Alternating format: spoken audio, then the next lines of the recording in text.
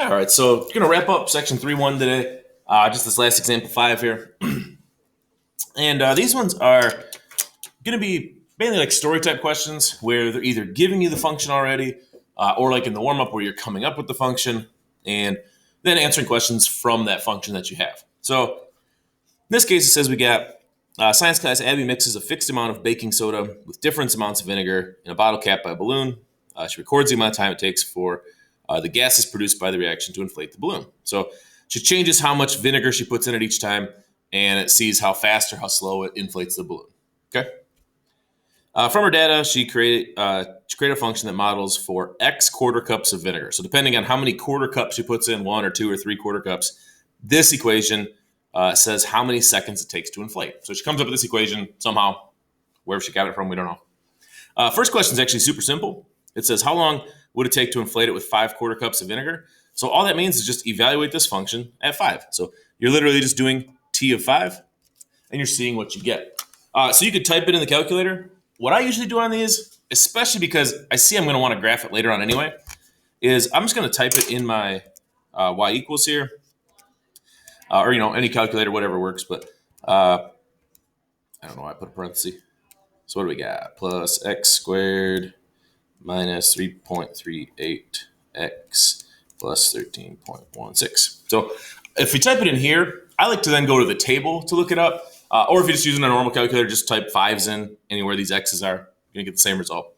But if I go and look at my table, I can go just look up 5, and I can see that it takes, so for 5 quarter cups, it takes 6.26 seconds. Because remember, this is the function that gives me time.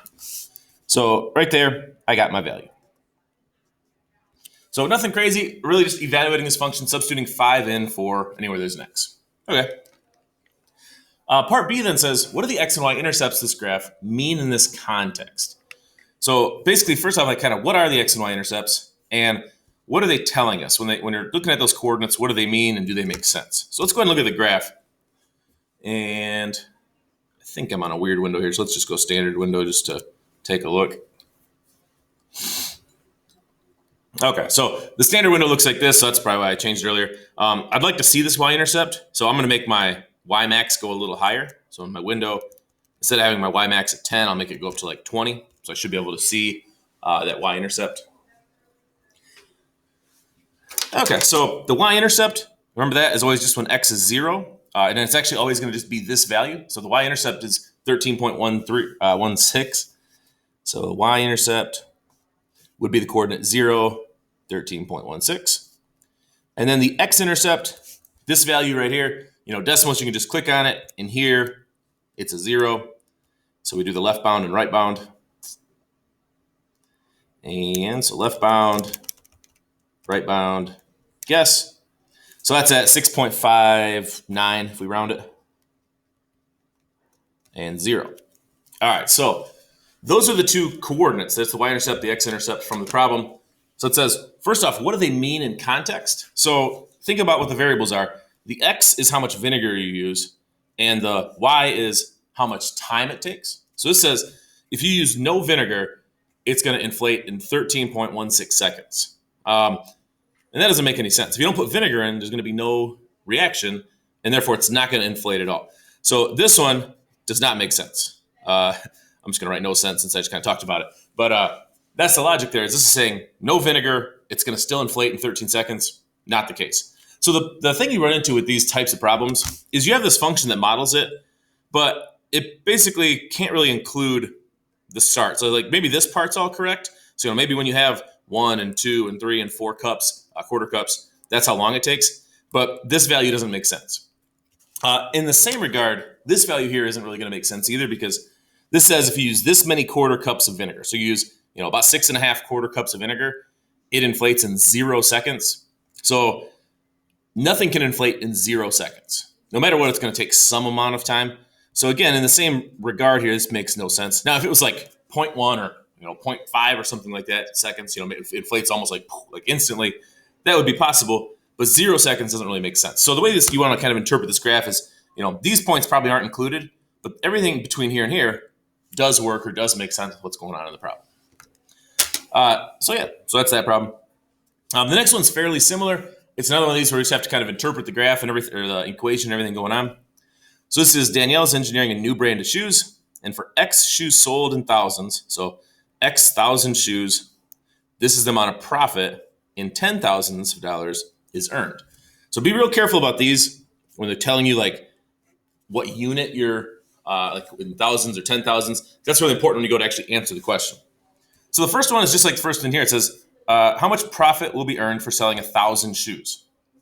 So 1,000 shoes is when X is 1, right? Because if X is 1, that's 1,000 shoes.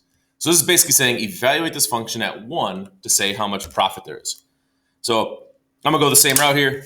Actually, I guess, so if you weren't using the graphing calculator or whatever, if you're just typing it in a base, normal calculator, whatever, you would just type it in like so. To the fourth plus 4 to the third minus 2 squared plus 5 times 1 plus 10.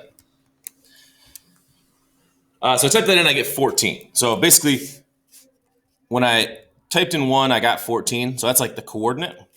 So that was 1,000 shoes, gave me 14, $10,000. So that's a little bit weird when you're thinking about it, but 10,000 is basically just going to add 4 zeros.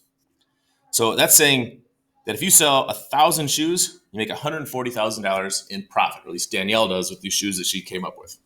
So the key in this problem really is interpreting the numbers they're giving you and paying attention to the units that everything's measured in.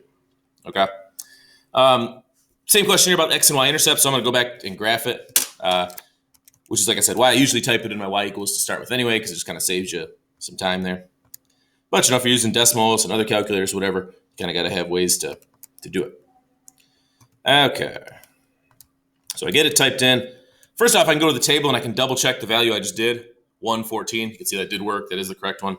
Also on here, we can see our y-intercept 0, 10, which you would have already known anyway. So y-intercept is at 0, 10.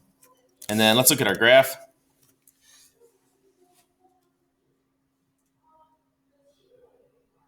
Okay, so our graph does this.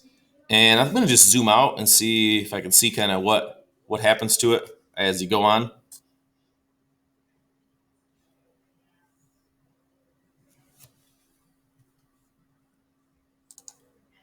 All right, so I had to actually just realize I mistyped the equation. I was say something didn't look right there.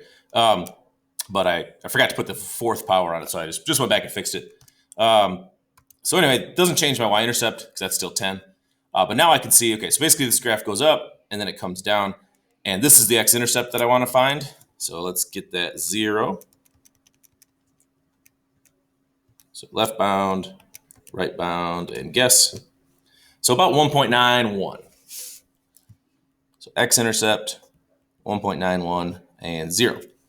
All right, so what are those numbers? What are they saying? So these are also a little weird. This is saying if you sell 0 shoes, so no shoes at all, you make $10,000.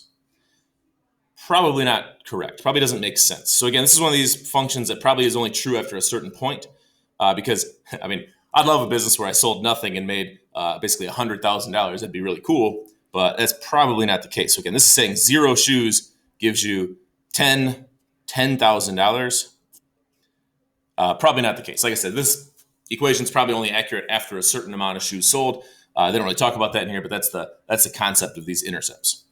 So this one is then saying 1.91. Now remember that's in thousands, so that'd be 1,910 shoes is going to result in $0 profit. So the thing with this is this one's actually possible. And the reason for that is a lot of times when they come up with these equations, they're putting in things like cost and supply and demand and how many they have to make and whether people are going to buy them and what price you got to charge for them. So there's a lot of factors that come into when they create and model these equations. And that's why for businesses, like they have to choose a correct amount of something to make. And so it's possible that if they make this many shoes or if they sold this many, maybe the only way they sold that many was they spent so much on advertising and it put them in the hole or something like that. So this is actually a reasonable thing. This could happen, but it's possibly unlikely. It's possibly true, but definitely more likely than this one is. So I would say this one doesn't really make any sense. And this one, you could probably make an argument that it would. like I said, probably the best argument would be something along the lines of saying like, the only way they sold this many shoes was they spent tons of money on advertising and had a net profit of nothing because they spent so much trying to get the word out to sell all these shoes, but it didn't cover the costs. So just things to think about there. All right, so that's the idea today is a lot of just kind of interpreting functions and these story type questions. So make sure you've seen the warm-up too, because there's a couple problems in the assignment like the warm-up. And so then that's the assignment. And then there's also the little 3-1 lesson summary to do that just kind of covers everything we've learned in 3-1 so far.